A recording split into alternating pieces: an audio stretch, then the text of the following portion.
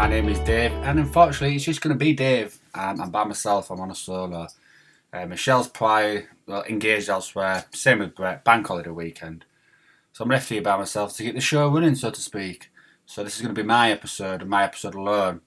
So 9 times out of 10, I do when I'm on this podcast anyway, talking absolute load of crap. And next thing you know, and I was going down the line, and I'm like, what the hell is going on? So fingers crossed, this has been my first solo. It should be something very similar. I don't know. You might be able to hear a bell in the background, by the way. Max, my cat, he's. I've just blinged him up with a new collar. I think this collar weighs probably more than him, and it kind of weighs him down a bit. It's gold. It's got like little diamantes in and stuff like that. It looks really cute, but yeah, he's getting used to it. Bless him. But you will hear his bell. He will jump up on me and probably minging about on mic and stuff like that. So I can only apologise, but if you hear a bell ringing, it's definitely Max just coming in to see what's going on. So this podcast, basically, this episode is not really based on absolutely anything as such. It's just going to be a pretty much general chit-chat. Paranormal, of course, will be involved, but a general chit-chat about what's been going on in the world, what's been affecting me personally, just pretty much everything in between, really. That's primarily what I want the episode to be about and the route I want it to go down. Now, saying that's one thing, actually recording as I am now, the episode might end up going down a total different path. You know how it works, it's just one of those. But yeah, we are on episode 8, I believe. Is it 8? I will double check. I think we are on 8. We are on, 9. God, we're on episode 9, so this is like near enough 9-10 weeks we've been doing this now. And this is my first one that I've had to do and record by myself, hopefully. There'll be a lot more coming by myself. I've just got to remember I can't keep relying on Michelle to pop in now and then, or Brett, because they both got family lives. They both like to pre-plan everything going forward. So, relying on that front, to be honest, I'm going to take a back step from that, and a solo effort might be a bit more wise in getting guests in from the same field as what I deal with. So that probably another option that I might end up going down probably in the near future. There is a few things I would like to mention regarding the podcast. The first one, I absolutely love it. I always will. And it's something that I enjoy because I like to talk. And that I do. I do well. I talk a lot. Whether it's well, it doesn't matter. And what I've been doing is pretty much thinking outside the box. I like to try and how can I put this? Be a bit different. So what I've done is I'm looking at purchasing / renting a location in the town centre that I currently live in, which is Hull. I've seen the space available. I've gone to view it, and it fits the criteria and the look that I'm wanting to achieve. Pretty much the space itself is probably just what is one room, a big open room. It's probably about 20 foot by 20 foot, give and take. It's a fairly big size, maybe a bit more than 20 foot, 23. It's a fairly big size. But what I'm going to do, and I'm looking at doing, is building a podcast studio there, like a full setup. So instead of it just being audio, as we are now on all the platforms that we run on, like Spotify, Apple, even YouTube, I want it to be more visual. So I want to basically record as well visually, and I think that's another avenue I'm wanting to go down now. The studio itself is not going to be cheap. I'm getting quotes of in the thousands, but I am looking at doing it. I'm looking at dipping my toe into the water, so to speak, because I have such pride and passion in what I do. I just think, just keep pushing and pushing and pushing. I don't think I'm ever going to get bored of it. Yes, it's costing me an arm and a leg, and since I've started all the After Dark and the HGC, I'm probably near enough £6,000-7,000 in it already. It comes out of my back pocket. I was never here intentionally to pretty much earn money. I was here to show that life after death does exist via my content that I create in my episodes. So that money aspect of it, yes, it's a bonus if it ever gets to that stage. But I knew, hand on heart, when I started this, that it's going to cost me a fair bit, and it has from the start, and I've never once shied away from it. The technology that I'm using now at the moment, I'm near enough £2,500 in just on the technology. And then, of course, people forget when you've got to edit, you need a system to edit on. So again, that cost me a fair bit. And then of course I've entwined the podcasts, so the mics and the external software that I've needed to which I do pay for, to run everything. It all costs. So all that entwined, it's added up to a fair chunk of money. But I mean, it's spread out over the year and 4 months that I've been doing this. So it's not like it's just come out in one go. But it's something I'll keep doing because I believe in my heart. Of course, two things: life after this does exist, and I'm more than certain on that. But the second one is I believe that I'm going to catch something or see something or physically get that evidence, which is so good. People's jaws are going to hit the floor, and that's what I want. I want to portray my content like that, and the YouTube channel helps me do that. And I'm really happy with how it's going at the moment in time. I really am. It's all slow progress. It's like it's all learning curve as well. Hey, just a quick message. Well, it's more of an update, really. We have an online store for merchandise. It can be bought all from there, and it's all been designed by myself. Unique yet different. Also, every purchase basically helps After Dark push forward, and it shows your support in our quest to show that life really does exist after death. We as a team, totally dedicated to what we do, are so involved in making the right content, but not just for me, it's for you, the supporters, who also wonder the same thing. What happens to your spirit, to your energy when you pass over? So basically, check it out. Click the link in our YouTube about section, and the merchandise link will be in there. Click that, it will open the shop, check it out, see what you think. Other than that, flick over to the Facebook page that we've got. Put in the search bar HGC After Dark, and the shop will all be on there. But make sure you like the page. Hopefully the shop that you will see and the items we've got on there you will like. Have a look, see what you think. Other than that, thank you very much for listening to this, and let's get back to this episode, yeah? The algorithm of YouTube itself man boggles me. It does. And when I first went ahead with this route, of course, with YouTube, I knew that there was an algorithm to keep up to date with, to keep on top of. So you have to upload at certain dates, certain times. You have to have your videos at a certain length. You have to have certain things that can't be mentioned on your upload because it will be flagged up. And YouTube now have really clamped down on that, so that's something that you have to really pay attention to. But more importantly, the music aspect. So everything like music or anything of the sort, all has to be above board. I go with an external company for my music. They're absolutely fantastic, and their database that I use from them is phenomenal. It's huge, and I'm still trawling through tracks that they've got now to use on future episodes, and that's another part of the job that I absolutely thoroughly love because I like music in general. So music in my eyes is just as important as the content that you're physically watching with your eyes. You need to hear something as well, and music is just important. So I've always wanted to go down the route where the track that I use or the music that I use in the background strikes a good chord with the viewer. So that is also something that you've got to pay attention to regarding the YouTube. At first, the algorithm I was sticking by, I was doing it weekly, uploading weekly. I was pushing content out as quick as I can make it, and I enjoyed it. But then I started to realise I was slipping, and it wasn't just small slips. It's kind of big slips where I was uploading and I wasn't having the chance to thoroughly check my content before I was uploading, and I was spotting little mistakes that bug and eat away at me. To the point where I was so tempted to take the episode fully down and re-upload it and redo it, but because I was pushing them out so often and frequently, what YouTube wants, little mistakes were cropping in. And the edit itself, the first few weeks, the first few months even, the edits were, in my eyes, were really good considering I've never come from an editing background. I've learned from scratch.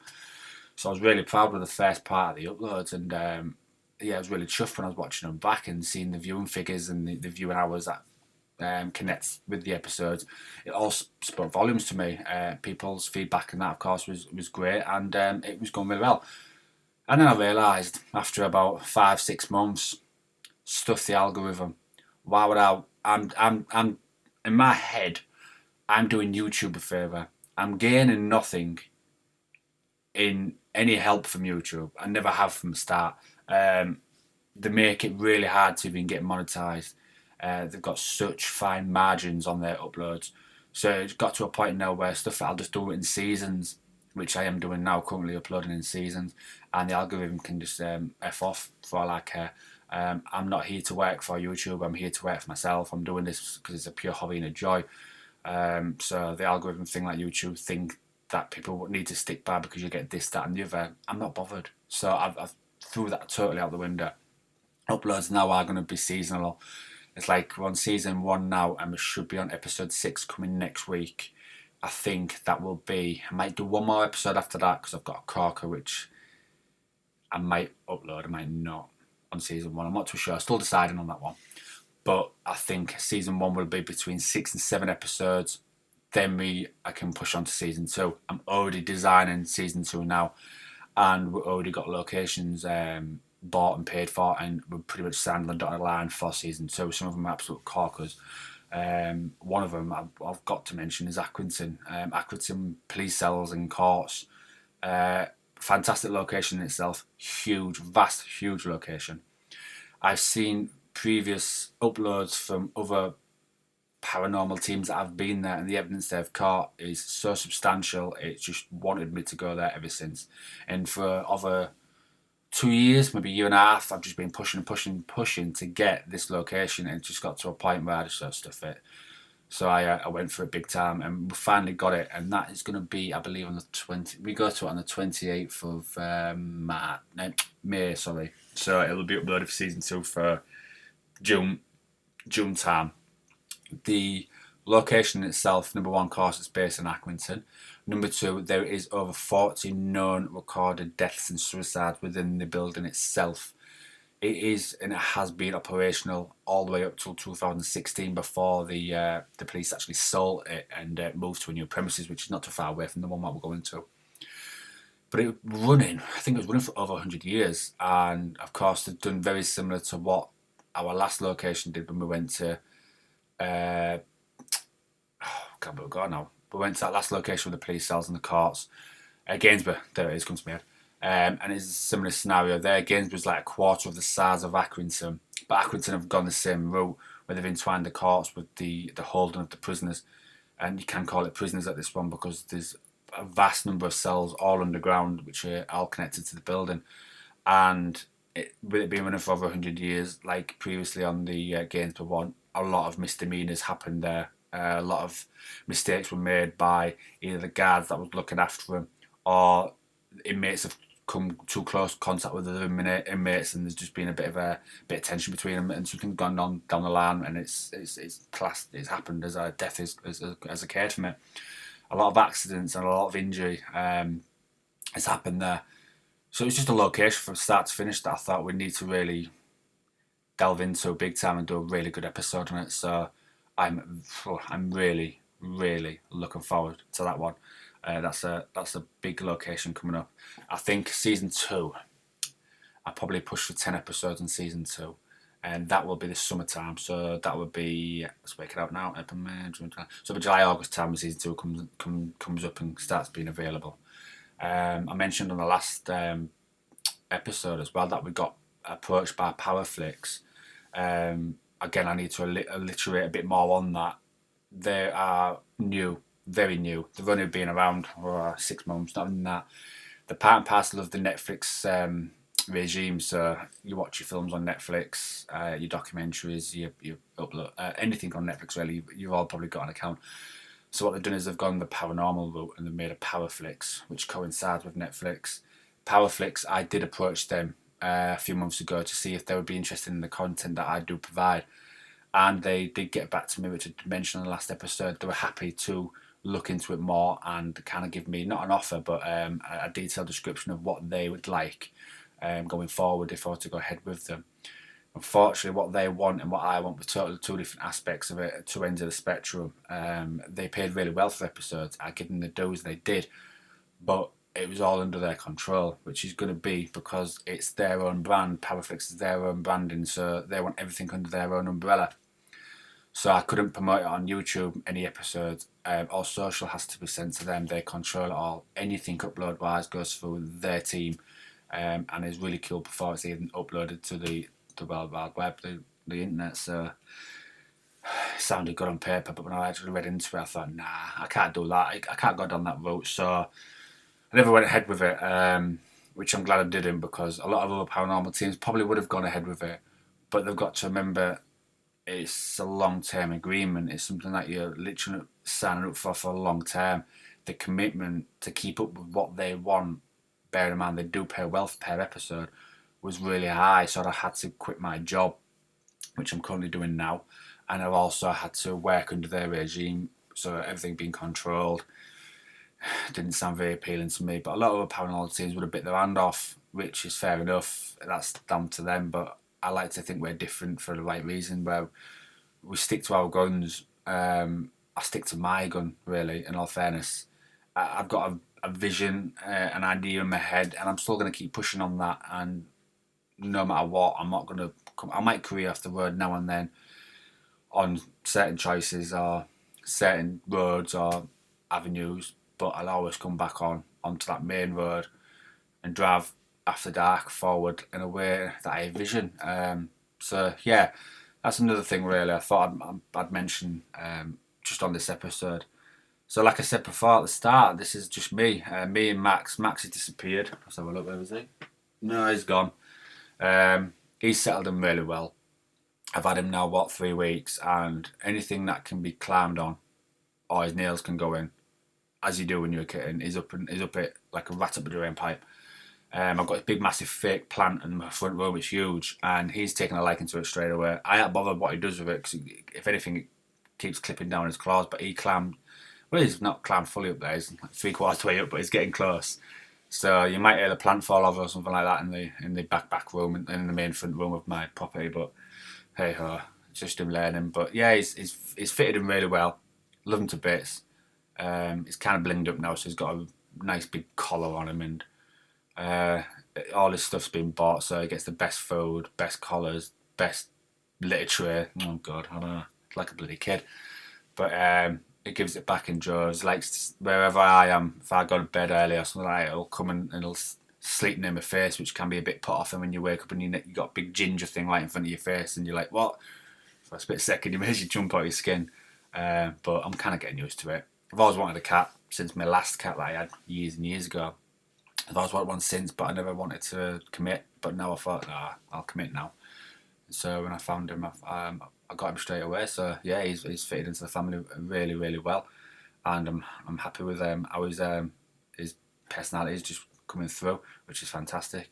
Another thing, actually, going back to going forward with After Dark, there's a few things that I wouldn't mind just pulling up, just so people are aware. There's a couple of trips that are currently getting planned. I'm building up my pins now for the location. So the first one is going to be a Scotland trip. That's going to be a week thing. It's going to be a series of about 5 to 6 episodes there of all locations that I want to do in Scotland. Quite a lot of them surrounding, or in Edinburgh and surrounding areas. Scotland, as many people know, very steeped in history regarding any kind of war, and they look after their memorabilia of anything war. So any airports or airstrips or anything war related that they've got, they keep up to. They keep them in really good condition. So that is one place I want to go. I've got to go. And there's also Wales. I've just come across a few locations in Wales not too long ago, a few days ago, and actually found them. One of them is a mental asylum, and the other one is a massive hospital. Both of them speak volumes in the look of the place. Vast locations, both of them really big properties, and I believe I can still get access to them. I've looked at the paranormal aspect to it and the evidence that's been gained, and it's been brilliant from other teams that have been there. So I think Wales will be another option as well going forward. It's just something just to spread out the location instead of it just being England. I don't mind doing like the Wales and the Scotland thing, and then of course in the future nipping across the waters, maybe doing a bit of France and Holland and stuff, because they're not too far away from us. So there's vast avenues to go down. Again, it's all ideas that are spinning in my head. And yeah, so I wanted to make everyone aware that's probably a route that I'm going to look down going down as well. But again, after dark runs through my blood now. So from the day I wake up to from the morning, from the time that I wake up to the time I fall asleep, I'm always try and be one step ahead, whether I am or not, so it doesn't matter. But I like to try and make sure that the content that I'm providing to the general public is good enough and it stands out enough. And without locations, there's no after dark. So of course I have to keep trying to keep these locations coming in, which is no easy task, but it's enjoyable at the same. You meet some brilliant people along the way, go to some brilliant locations, and the evidence speaks volumes. Speaking of evidence, the last upload was we tried going to the asylum, didn't we? Me and Brett, but unfortunately it was locked up like Fort Knox. We could, if we tried, we could have got in, but would have been breaking the law, and that's one route we don't go down. I did think about it maybe once or twice, and sometimes a bit too much regarding getting into that property because we drove nearly 2 hours to get there. But when I actually put my sensible grown up head on, I thought, no, unfortunately, it's just not going to happen. So we weren't too far away from Norton Disney, so we ended up going back there because Brett's never been there before. We never took the SLS there before, and the demonic pickups of EVPs and the voices and the hissing and the growl that I captured there, and the whole aura and feel of that full location, I knew Brett had to experience that, and we had to take him back. Now there was a stuff up on this edit as well. So we'd got to the location. I showed Brett around. Bearing in mind the land surrounding it is still getting dug up, and you can see on my first part of the upload, I actually panned the camera to the ground where they are still digging up. Like there was really shallow, long graves, basically. I don't know, 6 maybe 10 inches deep, and that's where they've been digging up, and they're still physically doing it to this day. So whatever's surrounding that property, for archaeologists to be spending 3 to 4 years still digging it up, there's something there. I don't think archaeologists just go dig it up anywhere. So they've got the right information and they've got the right proof that something is there. And I presume they've been digging up some really good artifacts there as well. So taking Brett back there, well, taking Brett there for his first time, sorry, it had to be done. The SLS is a fantastic bit of equipment. It sees what you cannot physically see. Ghost Adventures still use it. There's a lot more technology than high up than ours. Will probably ever be. But the principles there, we've got something that's very similar and works just as well as what Ghost Adventures use. So taking that there opened my eyes. So we started off the investigation, showed Brett around, started the investigation in the room that I got my my growl or my hiss/growl in. And I call it the demonic room. That's just so I know exactly which room it is because it had the sign on the wall. So we started there, and it did start off a bit slow. You have to build up the tension, build up the atmosphere, build up the energy. Our equipment then did start slowly going off, but then of course Brett's SLS was always recording, and was picking up the SLS, the mapped-in figure of a very tall, might be a gentleman, could be a female, I don't know, but a very tall person, either stood in the doorway or stood to the left near the fireplace, and he got picked up near enough 4 times in that one room. One of them, I even asked him or he or she, to lift its leg up, and it did. And I think another one was lift its arm, and it did, but wasn't as good as the leg capture. So you've got something that's visually caught on the equipment. You've asked it to respond to an action, i.e., lift your leg or lift your arm, wave, this, that, the other, and it did it. That alone, it's just, how can you go against that kind of evidence? It's fantastic. And then we did get EVPs coming through, and some of them are really, really good as well. Really Class B to Class A kind of level. The whole night there, I mean, we only spent 3-4 hours there, but that part, it just felt really good because I believe we was talking to Zach, and I believe Zach is the guy that did hang himself for whatever reason in a tree at the back of the property. We never got down to the nitty gritty of why he did this and why he thought that was the right move to make in his life, but we did get the evidence to back it up that it was him and he did it, but we just didn't know why. The whole location in general, it was just a fantastic location and a brilliant edit to edit, and I thoroughly enjoyed it. So I'm glad that we actually did take that SLS back there, and I'm glad that Brett went back there to to actually witness what I witnessed the first time I went there with Michelle. And I think when you see Brett react, his little face like light up, it's just when to know when something happens in front of him, it's like, oh, he feels like a kid, and that alone, it puts the EBGBs down my spine, because it's good to see that he is slowly entwining what we're physically seeing on our episodes, because bearing in mind Brett didn't come to over 20, maybe more episodes, locations even, sorry, that we've done, and the evidence we've caught, and what I felt and what I saw, everything in between. He's never ever experienced that. So for him to react the way he does when something does go on in front of him, it's worth its weight in gold. And I'm glad he's still wanting to keep going to locations. It might change in the future. I don't know. You never know in this field. I believe I do have a strong core team, but I'm only as strong as my weakest link. So if the team start wanting to go in different avenues or pull off into their own thing or do their own thing, I'll never want to stop them, and I'll just keep pushing forward myself, and there'll be changes. But in this field, you never know what's going to happen or what's around the corner. But you just live each day as it comes. So yeah, going on that way. The episode itself was fantastic, and that's my latest upload. The mistake that I did was, believe it or not, we recorded in the front, the demonic room I call it, and then after about a couple of hours, we ended up going back to the room, which is the front of the building. It's like an extension. Went in there to kind of finish off, because we'd been there episode 1, me and Michelle, and that's where we was getting the really good vital evidence regarding all our technology, and the reaction it's just brilliant from start to finish. So I took Brett there. And what I've done is I've picked my locks off, because first of all my cameras were draining, the battery got killed. My EVP recorder, sorry, that got drained, that got killed, so I had to replace batteries on that. So what I've done is I picked my camera up, my night vision camera, from what I had locked off in the hallway, and I must have pressed the back button, which is the on-off record button. I must have done, because when I come back to look at the episode, there was no recording any way, shape or form of the last one that we recorded. The first one was fine. That was on my Sony coloured camera, and my Panasonic camera, but my Sony camera, nothing. So I'm not too sure. I think I've touched something I've not realised, but this is the thing where I'm still getting used to it. There's a light that flashes on my camera which tells me all the time it's recording, because I get so entwined into the location and what's going on around me, and trying to keep one step ahead regarding getting the camera in the right angle, making sure the sound quality is good, making sure the right relevant questions are asked, the technology in the right place, this, that, the other, everything. There's a lot to remember on an investigation, and so I've just switched off for that split second, and I don't think my light was flashing on my camera to tell me it was recording.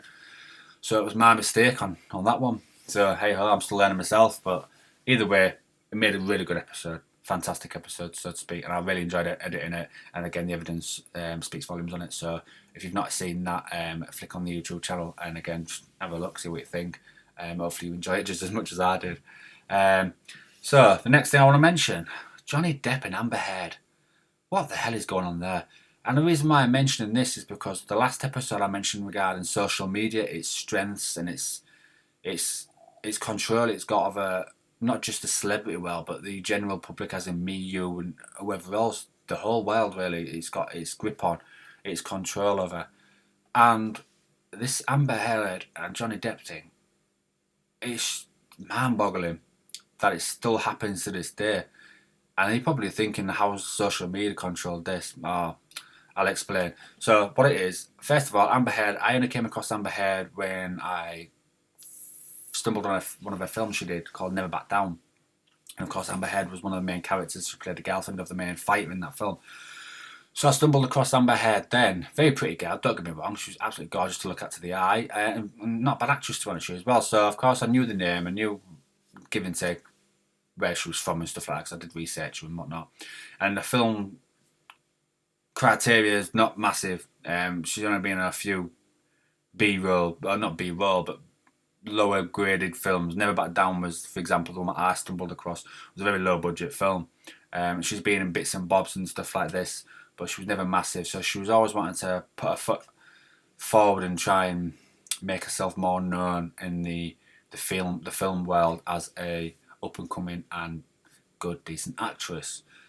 She met Johnny Depp in 2015. Johnny Depp, bearing in mind, everyone knows him. A very well known character, very rich man. All his films are very, very high rated and good. Pirates of the Caribbean, fantastic. And not just one, he did a number of them. The people that he's worked with, the other actors and actresses, fantastic. I mean, they're all high grade celebrities in their own well being. So Johnny Depp was always known and he was always good at what he did. Of course, he met Amber Heard at another film that they did together. Amber Heard was not the main actress in this film. Of course, it was Johnny Depp, but she was she made a star role in it. I can't remember the film on top of my head, but I know they did one together, and that's how they met. They met on set. So they met in 2015. They was only together 2 years.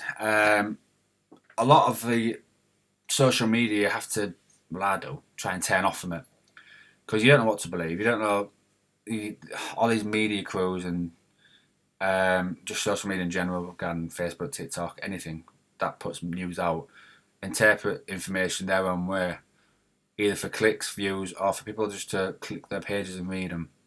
So a lot of miscommunication happens, and because Johnny Depp and Amber Heard was such a massive story, and every news crew in the world wanted their own bit of it, a lot of false, negative stories connecting to it and truths to their relationship came alight, and a lot of it just wasn't true. So the first year of their relationship was fantastic. I mean, they were like the Posh and Bex kind of couple. Do you know what I mean?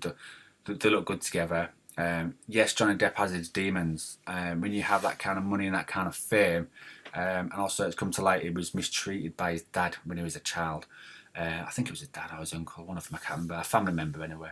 So that's come to light now.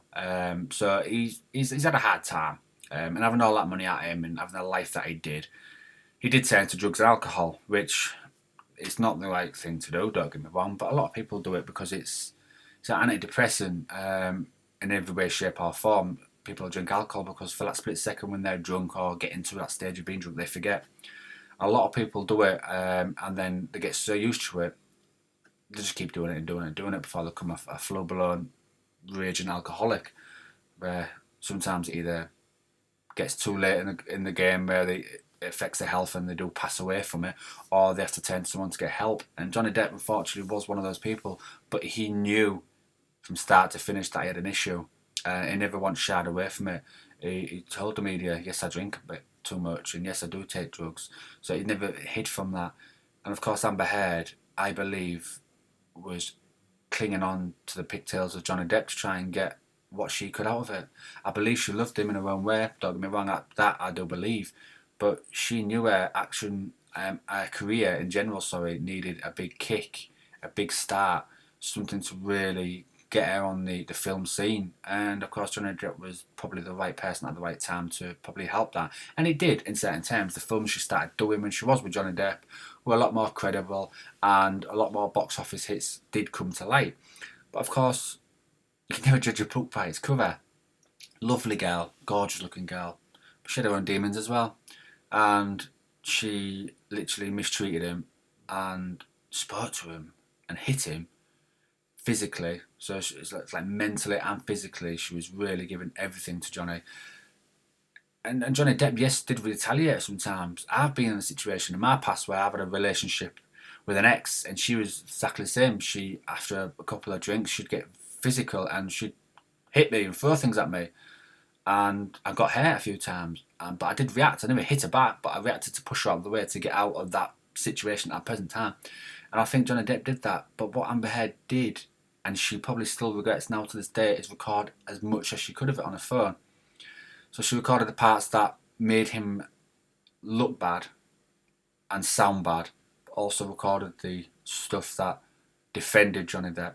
So when it did finally go to court and Amber wanted to take every frigging, well, not every penny Johnny Depp has, but a big chunk of it, the courts have said, well, we don't want just what you can prove, we want everything. And of course, the first time they went to court, which was last year, the first information and data that got brought to the court was all Amber Heard and her legal team, which portrayed Johnny Depp as an absolute monster. And all social media jumped on the bandwagon and painted Johnny to be an absolute monster of a character and a human being. And it was sickening to see and read everything that was going on in this poor man's life. And of course, he never gave up. and he never gave up, and he knew he was in the right, and he wanted to push forward. And of course, when it's gone back to court again this year, everything's come forward now regarding all the information that Amber Heard didn't put forward for the first time they went to court, and a lot of it defends Johnny Depp. Johnny Depp's also gone to other people that used to work for Amber Heard, and they've come in and backed up Johnny's story, saying that Amber was vicious to them, physically and mentally abusing them of her stupid things. So she literally had her demons in her head, and she couldn't control it. But that's where social media aspect comes in. They portrayed one thing in the first year, and clearly it wasn't, just to get a click, a story, a read. But they're not remembering like what he's doing to Johnny Depp, and give him credit where credit's due. He kept strong all the way through, and he's prevailing, and he's seeing light at the end of the tunnel, and I'm really glad he has. But social media have just made it so much harder for him, and I think it works both aspects, because it killed Johnny Depp and his name to a certain extent for the first year, but he kept strong. But Amber Heard used social media by releasing certain clips to social media that portrayed Johnny Depp as being this character that he really wasn't. Yes, he had his demons. Yes, he drank too much and took drugs, but he never physically hit or hurt Amber in any way, shape or form. But the stuff that Amber Heard put out to the media portrayed it totally different. That's where social media comes in again. It's a vicious, horrible thing, and I'm dead against social media, and you can tell I always have been. But we lost a very dear woman in Caroline Flack. Not last year, the year before, so near 2 years ago. A lovely girl in herself, and she committed suicide due to social media. She cried and shouted at the top of her lungs for help, but she just didn't get it. And social media, like blood-sucking leeches, they've seen a very well-known celebrity, a very pretty woman, and she was doing well in her career, struggling, and they've jumped on that bandwagon, and they've brought her down and chipped away at her slowly to the point where she committed suicide. And to this day now, it just makes my blood boil, because there's no laws to stop this yet. The government are more than happy to put laws in to try and make the world a better place to live in regarding VAT and how much tax you pay and national insurance, how much you can buy cigarettes for, or how much you can buy an alcoholic drink for. The government are doing all this to try and make the world a better place, but they're not turning towards the main thing that is the main issue in this world, and it is social media. And I think it should be vetted a lot better than what it is now. We are losing people due to suicides, and mental health is going through the roof, because social media just blood suck everything they can out of it, and it's horrible. It really is horrible. And I always say, I mean, depression is always going to be there and thereabouts. Everyone goes through it. I've been through it myself. I split up from my 10-year relationship a couple of years ago, and I went through a very low amount of depression / anxiety. But after a period of time, because time is your best friend, it's the thing that never gets old. It's always going to be there, and it's your best friend. And after time, I did get over it. I started to understand myself. I started to love me for who I am. I started to question myself a bit more regarding what avenue I want to be going down in life, what choices I want to make, but more importantly, the friends that I've got and the people that are close to me, who I want to keep close and who I don't, and stuff like that. I've been through it myself. I was lucky enough where it didn't get on top of me enough for it to really affect me for me to do something stupid. But when I did come out of that 10-year relationship, I didn't just lose what I considered to be my best friend at the time. I lost my house, I lost my dog, I lost my job, I lost my partner. I had to move. Pretty much what I had in my head in stone at that time in my life all disappeared over the space of a week. And yes, I do hate her for it, and to this day I probably will. But I also understand that it's just part of life, that things break down and relationships break down, and to be honest with you, I'm kind of glad I did go through it, because it made me a hell of a lot stronger going forward. Going through that hurt made me understand myself more. I'd never been through anything like that before in my life at all. Maybe when I was younger, but that's when you think love is love, and you're learning slowly. But yeah, age 33, 32, 33, I finally went through it, and it hit me like a ton of bricks. But I saw the light, and I managed to get through it. So I know anxiety and depression, it does creep into everyone's lives. But I mean, if I was to give anyone kind of any advice regarding that, it's just use time. Time is your best friend. That's what I did. And I also turned to my family and my close knit friends at that time as well. And I also put a lot of effort into my new job when I finally got a new job. I put all my effort into that. And so it took my mind away from things. And next thing you know, as the famous word goes by, time, I woke up one morning and it just felt like 16 ton of pressure was gone from my shoulders. And I'm so glad I went through it because it made me a lot stronger. I'm a lot more cagey now going forward though. I really am. But that's nothing paranormal. It's supposed to be a paranormal podcast here. You're going off topic again. So yeah, so I would definitely say just use time as your best friend and rely on your family because that's what they're there for. Your family never disappear. Friends come and go. Family never does. You've probably heard the saying countless times. But like I said before, I was a broken man 2 years ago and I came out better in the end. So yeah, social media. I have social medias. I do. I have my own Facebook page, David Tiger Ramsey. My own personal one. Hardly use it. Literally just use it for promoting After Dark. And of course we've got the HGC After Dark main page of Facebook, which is connected to my main profile. So we've got that as well. And of course we've got TikTok and Instagram. All of them I use for literally promoting the thing like we're doing. Nothing more. It's just weird. It's one of those things that I think the government just needs to really get a tight grip on. And what's it going to take for them to really start changing it? And when did social media become such a strong thing? I mean, I know a lot of money speaks volumes. It must be the money thing. A lot of money is generated through social media, but the government have such powers, they can literally put laws and regulations in. I know they can, and they should do, and they should do it quick. That's my thoughts and ideas regarding the crappy social media world. So yeah, we'll leave it at that. Otherwise, I'll be talking God knows how long about that one. I have, and I'm glad we've got a few questions sent in from you guys. I've only got a couple of them wrote down, but I will go through them and see. I mean, I've written them down a few days ago, so I'm actually looking at them now, and I completely forgot what they were. So the first question is from Lynn. She's from Worksop in England, and she asked, "Ever thought about vlogging your story or your life?" Whew. Thank you for the question. First of all, yeah, the ideas come to my head, but in all fairness, what we're doing now takes up 95% of my time, so having the vlogging aspect of it, it's just going to tip me over the edge. I just don't going to be able to keep up. And to be honest with you, my life isn't that exciting to really keep people entertained.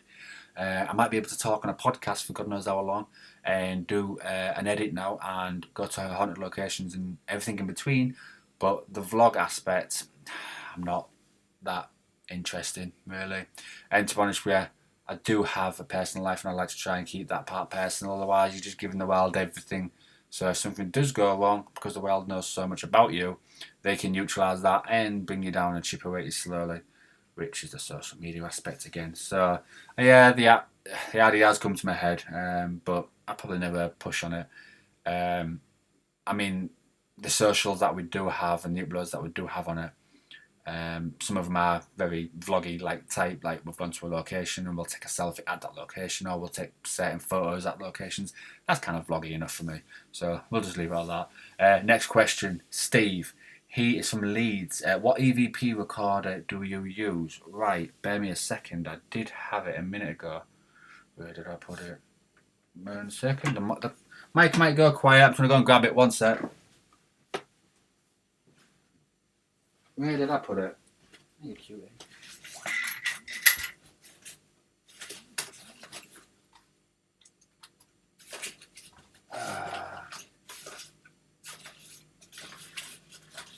Where did I put it? I put it somewhere.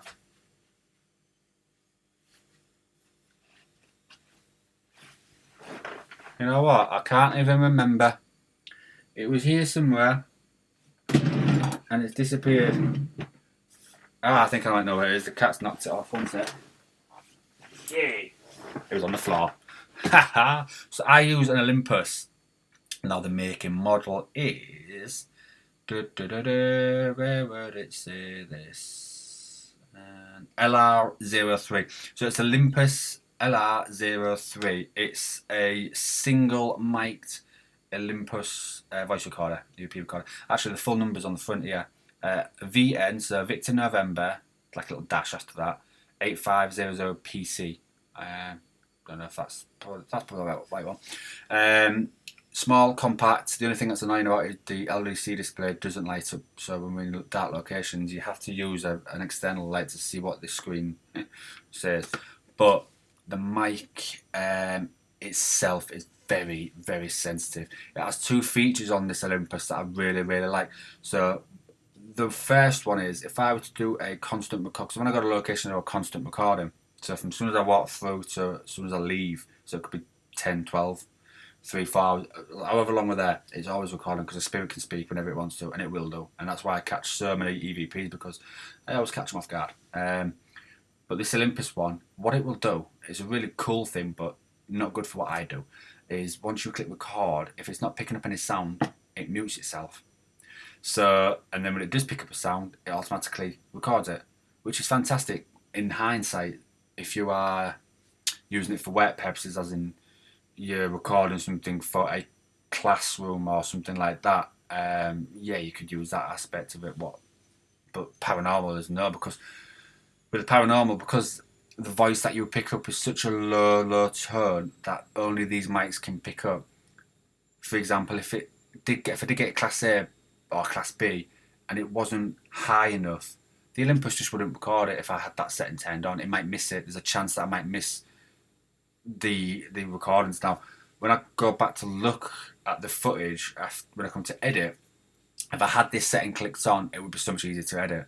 I could just scroll to where it peaks on the soundbar and literally highlight that section and play it back. And if it is something that I've captured, boom, there you go.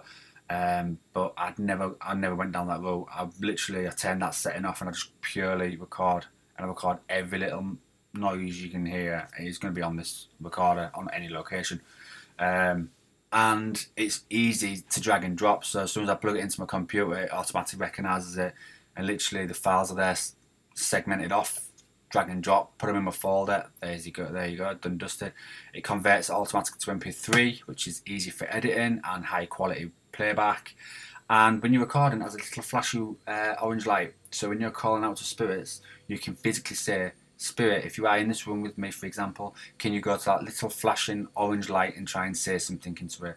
9 times out of 10, the spirit will see that on the floor, see the flashing light, and know exactly where to go. So it's always good to have some kind of light on it.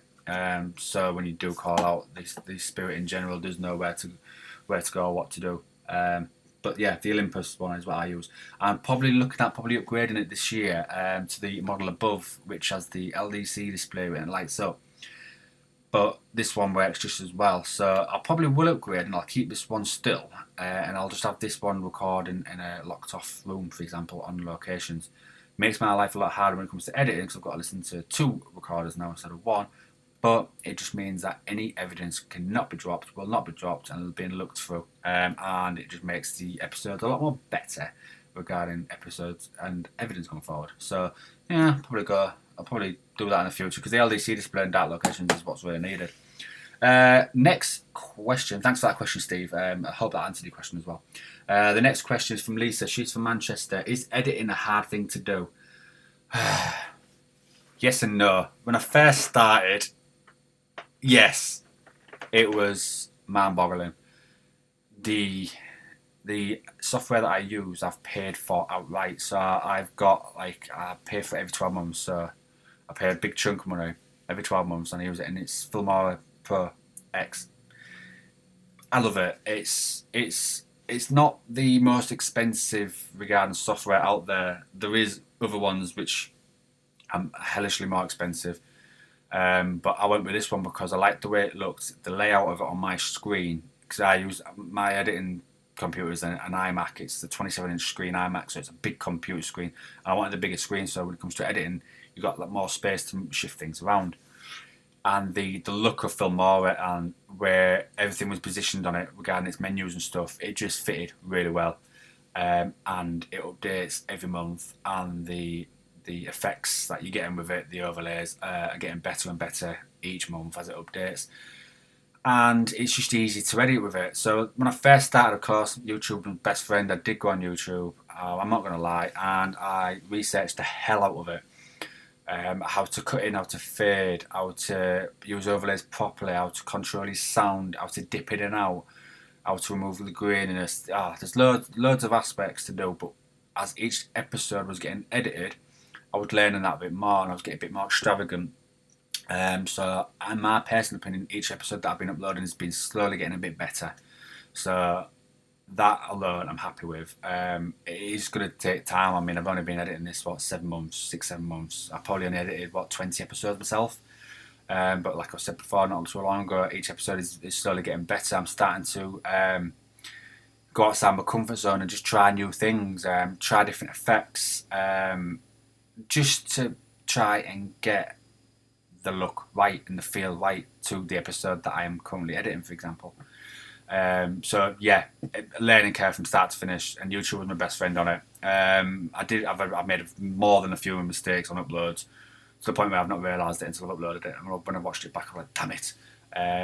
But again, learning curve. Don't be scared of it. We had Mark editing originally when we first started After Dark. Mark's a lovely guy in general. Got nothing against him. I never will have anything against him. But he comes from a media background, so he edited to the media kind of level. He was also a optimist regarding the paranormal. He just didn't believe. So if this spirit wasn't sat in front of him saying hi and asking him a question about what you're being up to for the rest of your day or what you're going to be doing, Mark just wouldn't believe. And so evidence was getting dropped and wasn't getting put into the episodes. And when I went to go and watch the episodes back, it was more film-based episodes.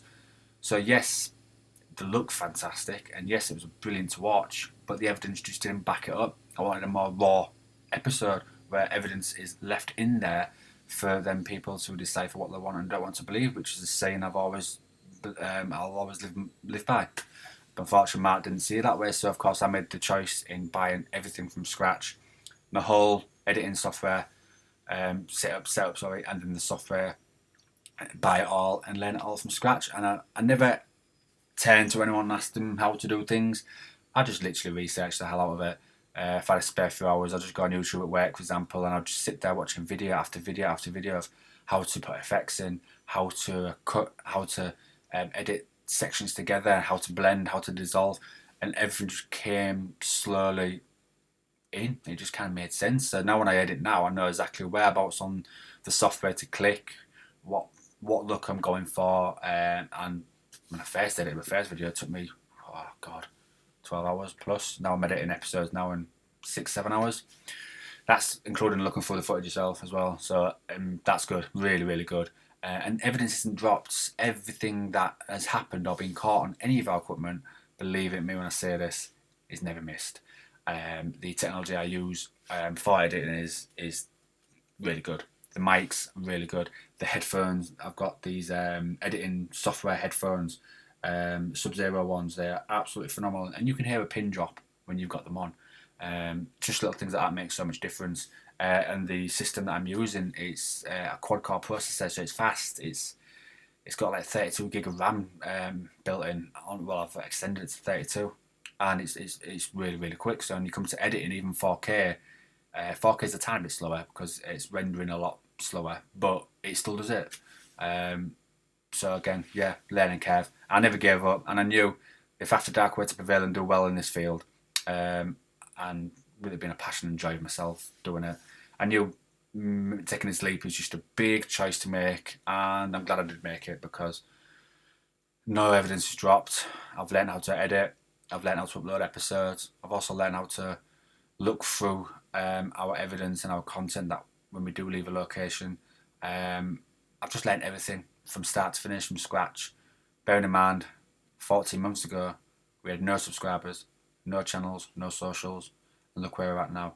It's still gaining daily. So again, I can't fault it really. But yeah, it was hard. Sorry, back to the original question. I do apologise, Lisa. Editing is hard, and you will make mistakes, but just keep plodding on. Keep doing doing what you want to edit. Just trial and error, trial and error. But I would say one bit of evidence to leave you with is once you find your software, stick with it, because each individual software, editing tool software, is different. So the layout will be totally different, and it will slow you down because you just don't know where to click, because there's so many options and so many changes you can make in an edit. If you change the software completely, that's going to dramatically slow you down. So that's why I've stuck with Filmora now. I've been with them, well, I think my renewal's up at the end of this month, so I've been with them a year now. So yeah, and I'll probably never change. And if I do change, I'll be so up to date on editing and so quick and good at it that when I do change, it will be just a smooth transition. But up to that time, it's never going to happen in my eyes. I'll probably keep using Filmora for a fair number of years because it's never once let me down. It does its job. It's decently priced for the consumer, myself, and it does what it does, and it does it well. And it's easy layout. So everything about it is just fantastic. And I use WavePad, so I can have that info. I use WavePad for my EVPs, and that's even good. That's part and parcel of the NCH software, which is pretty much, I'll just cut straight into this. Filmora don't just do editing, they do everything in between. So I have a separate software I use for my podcast, which is what I'm recording now. I also have a separate one for EVPs, which is WavePad, and then I also have, so for the get the words out there, Jesus Christ, for the podcast I'm recording now, I use Mixpad because you can multi-channel, so you can have more than one mic. So you can have up to 10 mics, you can have as many mics as you want, and it multi-channels, it separates them, it's really good. So I use Mixpad for that, which is part and parcel of the Filmora X package deal. I also use WavePad for EVPs, which I mentioned, and then of course I've got the editing software, which is Filmora X Pro. Wondershare Filmora X, the Pro version. I've also got Wondershare a demo creator, which means I can screen capture and stuff like that. I've got loads. I think all in all it cost me about 250 quid a year, maybe 300 quid a year for all of it combined. That's not including Canva that I use for thumbnails as well, and I get charged monthly for uploading podcasts on Spotify and Apple, so that's another charge.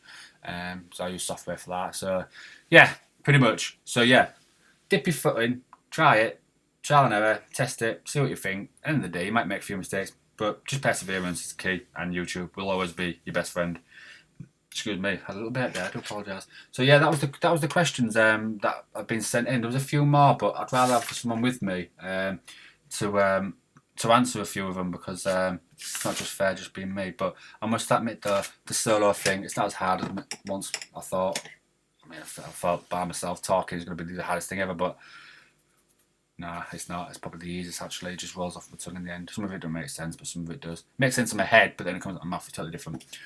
Hopefully, fingers crossed, next episode I might have one of them back. I won't put my hopes upon it. I mean, they've got busy lifestyles, they've got families and kids and stuff like that, so I might look at maybe bringing a guest in. So if there's any paranormal teams that are listening in the UK area, we can Skype, and if you're more than happy to collab on one of my uploads on one of the episodes, next episode, or maybe the episode after that, drop me a personal message and we'll definitely sort something out. Other than that though, yeah, so we should still be able to upload again episode on YouTube, which will be sometime next week, Sunday probably, hopefully, and that should be fine, and that should be the end of the series, and then of course season 2 starts 2 months later, so we have 2 months in between to pretty much maximise and record and edit all the episodes for season 2. I've already designed everything regarding season 2, and locations are already bought and paid for and booked in and sorted. Just need a few more in between, but we've got 2 month period to do all that. So, but I will keep you all updated on that on probably the podcast. And any questions, again, keep sending them in. I like the questions. I like the stories. I like the communication, knowing that people are out there listening to my stupid voice and my stupid words. So keep them coming in. Episodes, when I'm uploading them, I'm getting comments straight away, which is really good. It's good feedback. It's a morale booster because this takes so much time. And working full time on a normal job as well as doing this, you don't get much time to do much more in between, apart from stop the cat from climbing every frigging cefs I've got in my property. But yeah, just everything, just keep doing what you're doing. It's brilliant to hear your feedback and your questions and any changes or anything of the sort. Again, just keep them flowing in. I do read them all. I go through them personally. Nothing's ever missed. So again, I do appreciate every single one of you that does do that. And any location that you guys know in England or surrounding areas like Scotland or Wales or anything like that, drop me a message, personal message me, send me a pin or a few pictures of it and a brief description. Be more than happy to look into it. We do have a couple of maps that we go by, which have all pre-saved pins on them, and I'm building mine up now as I speak, which is going really well actually. So we have a vast number of locations, but if you've got a location that you know, and you know it's got access, and you know that paranormal evidence or something along those lines has been caught there in the past, again, let me know. I'd be more than happy to look into it. But other than that, this has been my first solo podcast, and this is not going to be my last solo podcast. I'll be doing a lot more solos. I do enjoy it. I like speaking. So this has been episode 8. You've been listening to Dave. If you've listened this far, thank you very much. This is After Dark Paranormal Quest, and I'll bid you good night, and I will speak to you again next week. Bye!